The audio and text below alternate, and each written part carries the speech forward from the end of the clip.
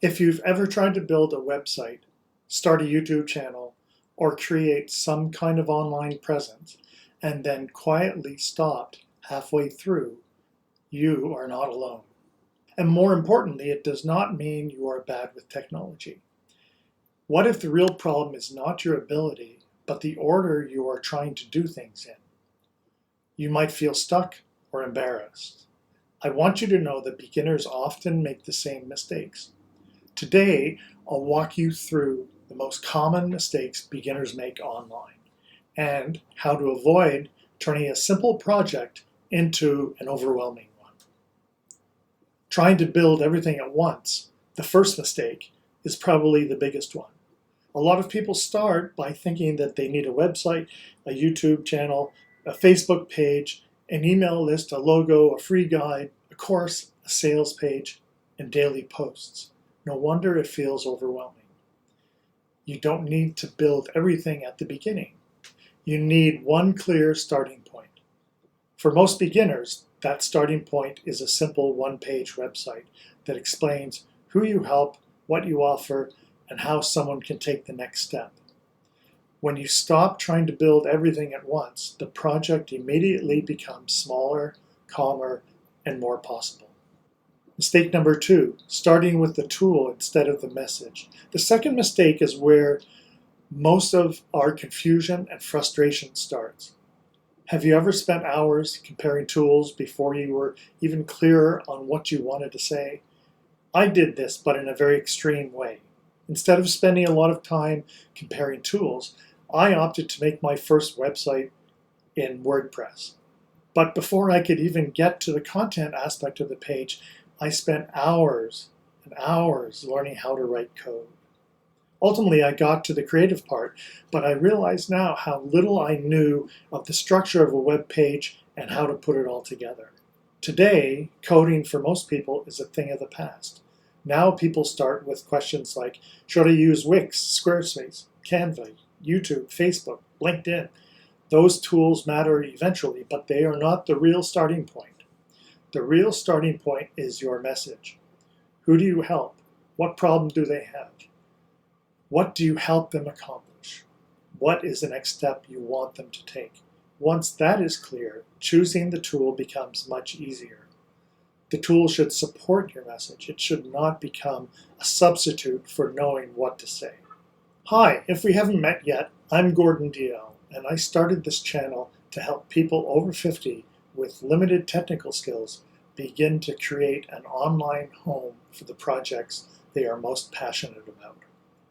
I've spent many years working in the film industry, where technology is always changing.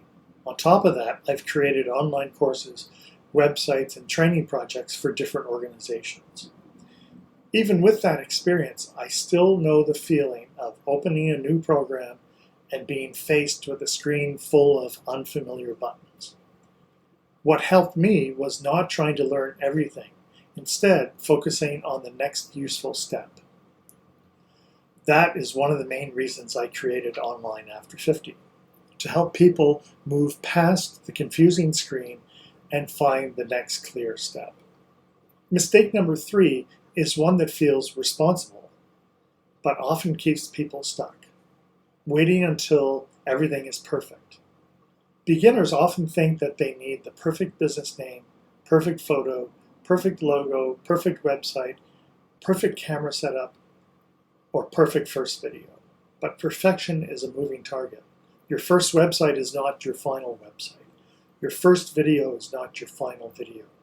The first version simply needs to be clear enough to help someone understand what you do. You can improve after you publish. For instance, I changed the name of the one-page web builder course I built a couple of years ago 4 times before I finally landed on a name that I liked. It's now called One Page Wonder, Simplifying Website Building for Beginners. The first version is not the final exam. It is a starting line. Mistake number 4, creating for everyone. What happens when you try to make your website or YouTube channel appeal to everyone? It usually becomes vague. If you try to speak to everyone, no one feels like you are speaking directly to them. A better approach is to imagine one ideal person. What are they trying to do?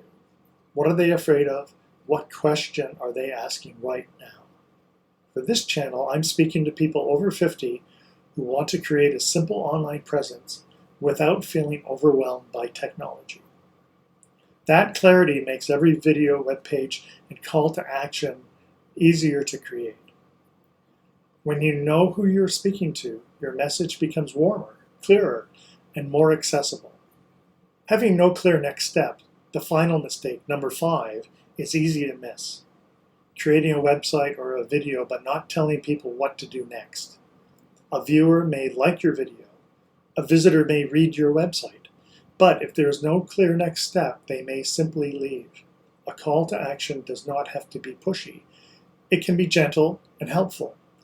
Download the checklist, watch the next video, visit my website, book a friendly conversation, join the next workshop.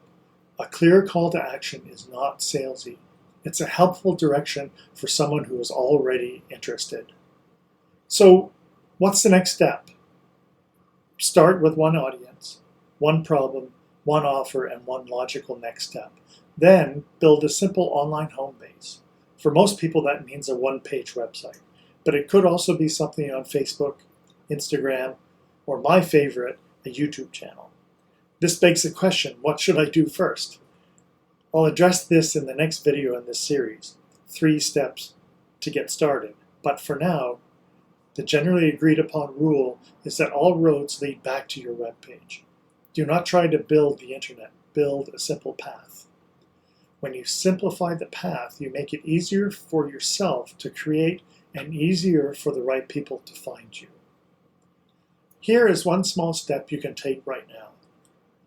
If this video helped you see where you may have been making things too complicated, subscribe to Online After 50, and in the comments, tell me which mistake has slowed you down the most. Trying to do too much? Choosing the wrong tool? Waiting for perfection? Speaking to everyone? Or not knowing the next step?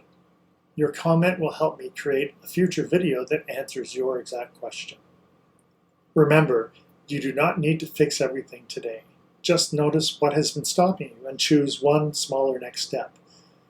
You are not behind, and you are not too old to start.